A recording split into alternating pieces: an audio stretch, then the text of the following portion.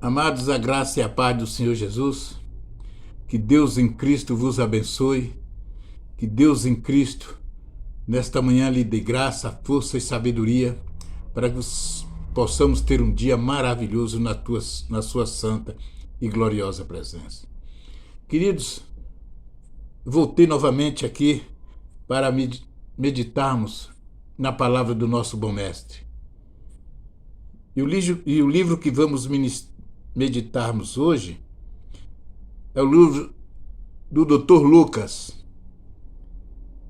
capítulo 2 de Lucas, verso 39 em diante, diz-nos assim: cumprida todas essas ordenanças, segundo a lei do Senhor, voltaram para a Galiléia, para a sua cidade de Nazaré. Crescia o menino e se fortalecia, enchendo-se de sabedoria, e a graça de Deus estava sobre ele. Agora, no verso 52, diz assim: e crescia Jesus em sabedoria, estatura e graça diante de Deus e dos homens. Amados, eu venho meditando há algum tempo sobre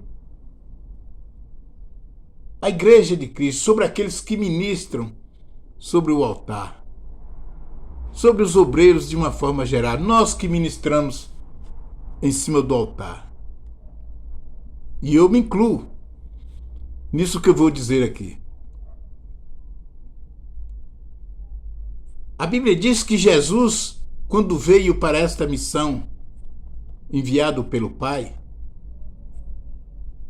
ele não veio como Deus, ele veio como homem, embora 100% Deus, 100% homem. Mas a Bíblia diz que ele não usou o ser Deus, não usou a sua divindade para fazer esta obra que o Pai o enviou, de salvar a todos aqueles que crerem. Ele veio como homem, e como homem, ele tinha que se preparar. Era uma missão árdua. Uma das maiores missões que o homem já poderia ter exercido na terra, concernente às coisas de Deus, à salvação do homem. Entre todas elas, entre os reis, profetas, sacerdotes que já exerceram o ministério de Deus na terra, essa de Jesus é a maior de todas elas. Mas Jesus veio como homem. A Bíblia diz que como homem, ele é pai de Maria, mas como Deus, ele é pai de Maria. E como homem, ele é filho de Maria. Como Deus, irmãos, ele não descansou, ele não descansa, mas como homem, ele descansou. Como homem, ele teve fome. Mas como Deus, ele diz: vinde a mim todos que estáis cansados e vos sobrecarregados, e eu vos aliviarei. Ele é 100% homem e 100% Deus. O que eu quero dizer é que hoje encontramos muitas pessoas, irmãos, que estão na frente da obra de Deus, literalmente despreparados. Isso sem contar que grande parte não tem nem chamada. Outros literalmente despreparados. Pessoas que não sabem nem educar um filho que tem, não sabem nem educar os seus próprios filhos, ou liderar a sua própria casa, quem sabe a esposa e 2, 3, 4 filhos. Gerenciar pessoas, irmãos, é uma das tarefas mais difíceis que tem. Lidar com pessoas não é fácil. Gerenciar pessoas não é brincadeira. Ainda mais centenas, dezenas e milhares de pessoas. Uma igreja com dezenas de pessoas para você liderar. Tá certo que ninguém faz nada sozinho, existe uma equipe de obreiros, mas se você, que é o líder, está despreparado, imagine seus obreiros. Imagine só a sua equipe de obreiros, como é que não é? A Bíblia fala em Jesus até os 12 anos. E quando fala com ele aos 12 anos, ele já estava no templo, aprendendo. Falando, mas também aprendendo. E daí para cá, a Bíblia não fala mais em Jesus. São 18 anos que no Senhor falar em Jesus. Ele estava fazendo o quê? É sobre isso que eu quero meditarmos com os irmãos nesta manhã. Jesus estava fazendo o quê? Igual já havia alguns por aí dizendo que ele estava na carpintaria, ganhando dinheiro para comprar casa na praia. Será que estava jogando bola?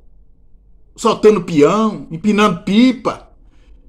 Porque dos 12 até os 30 não se fala em Jesus. Será o que Jesus estava fazendo?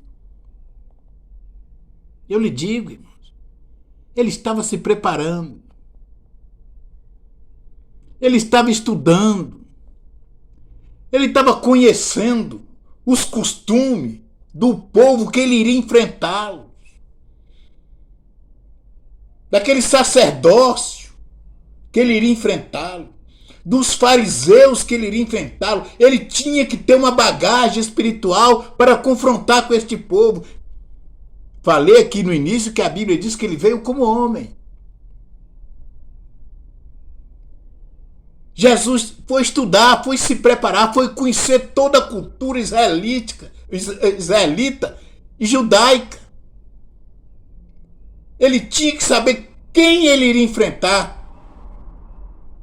com que tipo de armas vinham sobre ele e quais armas que ele iria usá-los para confrontá-lo com os religiosos da época, com os fariseus.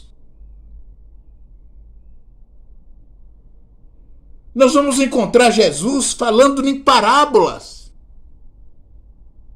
Esse livro de Lucas mesmo, existem várias parábolas no livro de Lucas. E o que é uma parábola?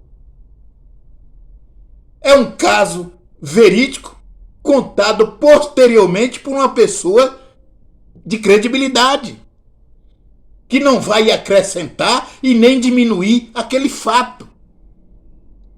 E nós vamos encontrar Jesus contando várias parábolas concernente o próprio povo israelita.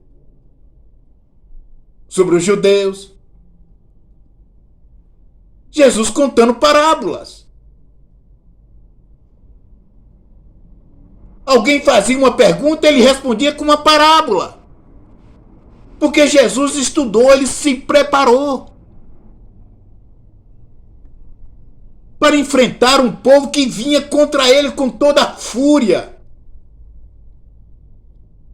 Com um inimigo por trás, com uma fúria terrível.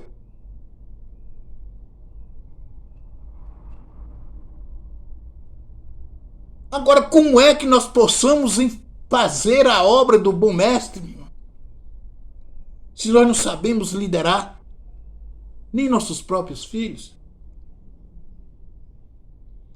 Se não sabemos governar nem a própria casa? Quem disse isso foi Paulo, ensinando ao seu discípulo Timóteo.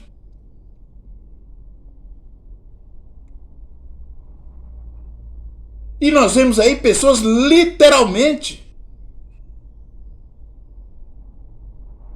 descompromissados com tudo, mas querem estar na frente. Liderar pessoas não é fácil. Você comandar pessoas é uma das tarefas mais difíceis que tem, é você liderar pessoas. E o povo de Deus muito mais, porque é filho de Deus. Nós, humanos que temos filhos, Você pode ter 3, 4, 5, 10 filhos. Para você que é pai, para você que é mãe, é filho e acabou. Ele pode ser torto. Igual uma vara de anzol quando tá com peixe ciscado, que ela faz assim. Mas é filho. Toca nele para você ver se o pai não vem em cima, se a mãe não vem em cima. Ele pode estar desconcertado, mas é filho. A igreja é do mesmo jeito. Todos aqueles que estão lá são filhos de Deus. E temos que saber lidar com eles. Porque são filhos de Deus. Jesus morreu por eles. Jesus derramou a sua última gota de sangue por eles. Não sabem lidar com a criança, não sabem lidar com o jovem, não sabem lidar com o adolescente, não sabem lidar com os senhores, nem com as senhoras, e querem liderar a igreja. Como, irmãos? Se não tem conhecimento nem nesta área. Liderar pessoas não é fácil. E os jovens de hoje, então, não é brincadeira. Nós que temos filhos adolescentes, sabem que não é fácil. Agora imagine na igreja. E Jesus, durante todo esse tempo, durante 18 anos, estavam se preparando para um ministério de 3 anos e 6 meses. 3 anos e pouco, 3 anos e meio.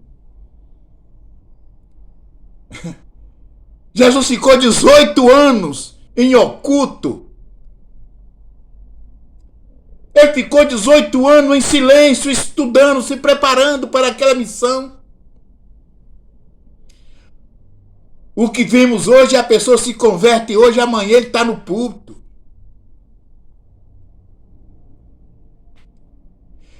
E se for pessoas famosas, então, é no mesmo dia. Se for gente famosa, então, do meio da mídia, é no mesmo dia. Ele se converte de manhã, de noite ele está pregando. Ele está em cima do púlpito.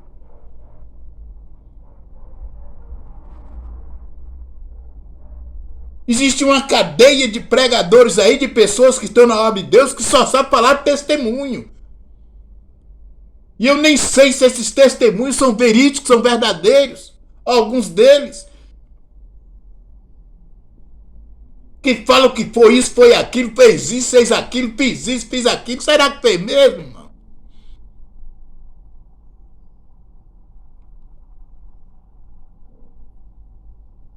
Para ganhar destaque. Para ter holofote. Mas você chama ele para a Bíblia, ele não conhece nada. Absolutamente nada. Mas estão lá. Estão lá. Basta subir em cima do púlpito, dar uns 2 pulos, uns 4 gritos, pronto. Dá umas 2 profecias, umas 4 revelações, pronto, já foi consagrado.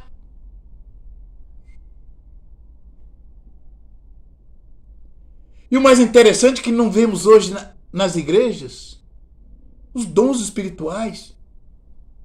No qual eu creio, acredito, mas acredito mesmo. E gosto de ver uma pessoa cheia do Espírito. Gosto de ver um cabra cheio da graça de Deus, meu. De levantar assim, botar o dedo e dizer assim diz o Senhor e ser o Senhor na bucha. Gosto, mas gosto mesmo. Mas tá raro ver isso. E quando Deus gracia com os dons, os cabras saem e montam uma igreja.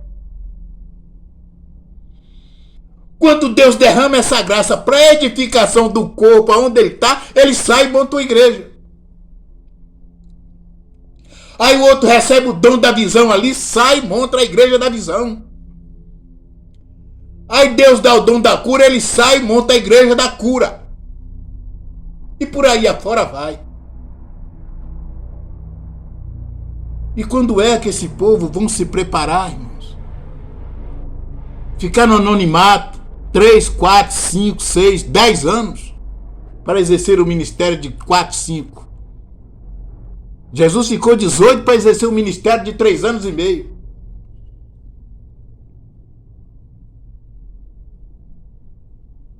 É uma triste contestação, mas é verdade. É verdade. Existem muitas pessoas de Deus, lógico que tem. Pastores que eu tenho prazer de sentar para ouvir, conheço alguns, gosto demais. Sento para me ouvir. Gosto de sentar para ouvir uma boa palavra. Gosto de sentar para ouvir uma boa explicação da palavra. Uma boa mensagem expositiva. Eu nem pisco. Às vezes eu estou em casa aqui com a família, eu coloco entro no YouTube e coloco lá uma mensagem. A mulher fala comigo, os filhos, mas eu nem pisco. Porque eu gosto de uma boa palavra. Mas em compensação a gente vê tanta bizarrice. E o povo vai atrás. E o povo vai atrás dessas coisas.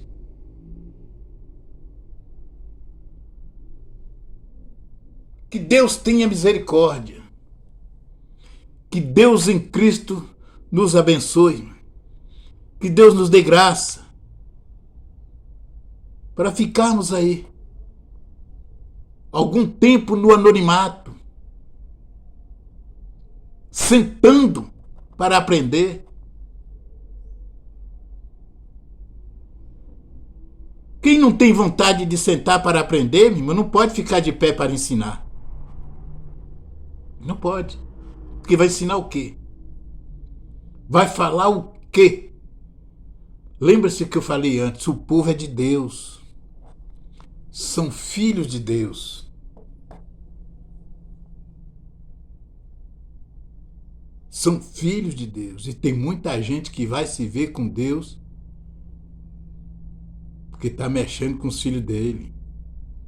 Estão desprezando os filhos dele. Estão batendo nos filhos dele. Estão machucando os filhos dele. Estão arrancando a lã dos filhos das ovelhas dele. Chega no inverno, as ovelhas estão morrendo de frio. Porque muitos obreiros arrancaram a lã dela todinha. Só estão faltando agora arrancar o pelo. Aí chega no inverno, as ovelhas sofrem. Ribachuri canta lamar. Quem tem um pouquinho de visão sabe o que eu estou dizendo. Quem tem graça de Deus sabe o que essa palavra significa. Chega o inverno, tem muitas ovelhas sofrendo. Tem muitas ovelhas chorando. Porque tiraram a lã dela todinha.